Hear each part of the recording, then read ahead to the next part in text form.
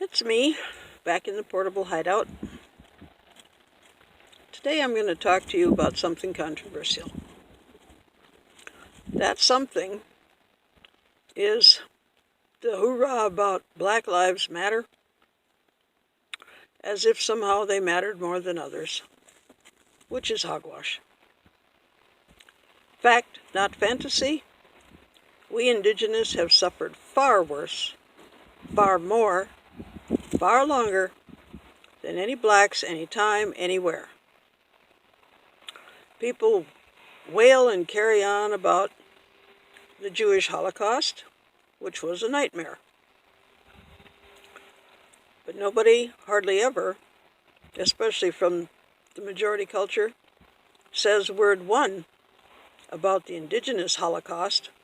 More than 25 million of us have been slaughtered by Europeans and U.S. government programs, social workers, so-called Christians, missionaries who have a special place in a special hell from me and many others. And we've suffered far longer than anybody else. So, you want to know about the boarding schools? Well, I'm very proud to be probably the only Indian who was ever expelled from the boarding schools. And the man stood there and pointed his arm out across the countryside and said, "And never darken our door again." And I said, "Well, that was the plan." And I turned around and left. I was in North Dakota before I found out about the worst of all the boarding schools. Being in Wisconsin, it was called Wittenberg. Gee, sounds a lot like the Nazi concentration camps, doesn't it? Well, guess what? Hitler sent a letter to FDR when he was president and told him he was on the right track with regard to solving the Indian problem and getting rid of Indians. But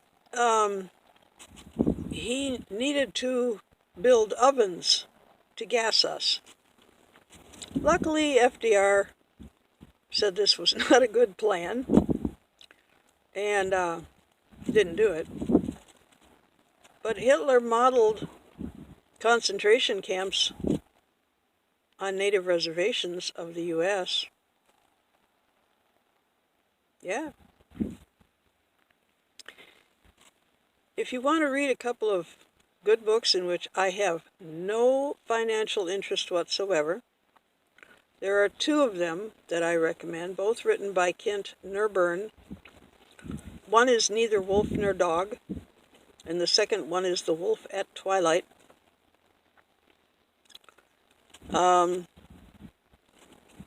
They don't begin to touch the horrors of this.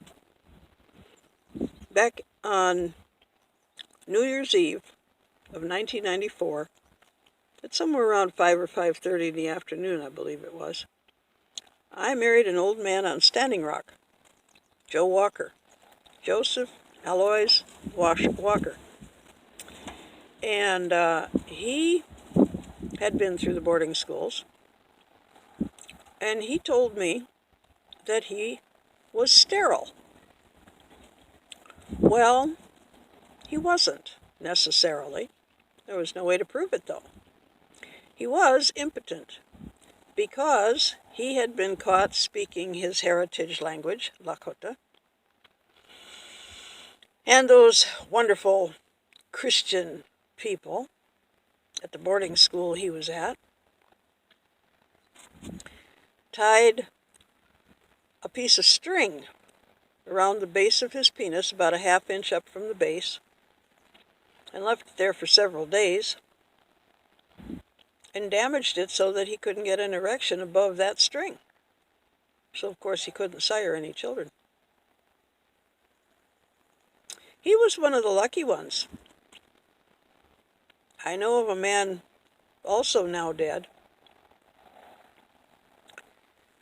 who was caught speaking his language and praying in the traditional way.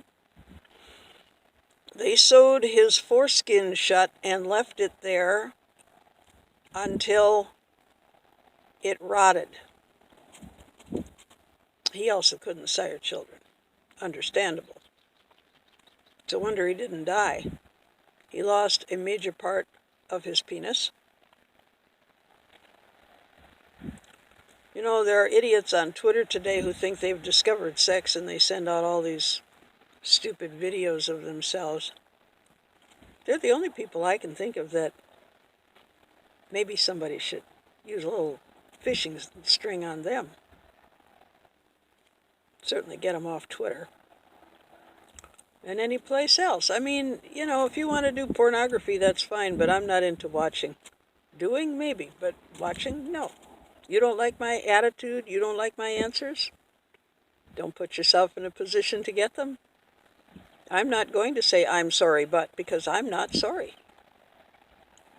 I earned my views. I earned my attitude. And when it comes to the nightmares of the boarding schools and racism and whose lives matter, we are the First Nations of this Turtle Island. We matter most. You have a great day. Thanks for stopping and listening. Doksha ake wachi anking te. We'll talk later.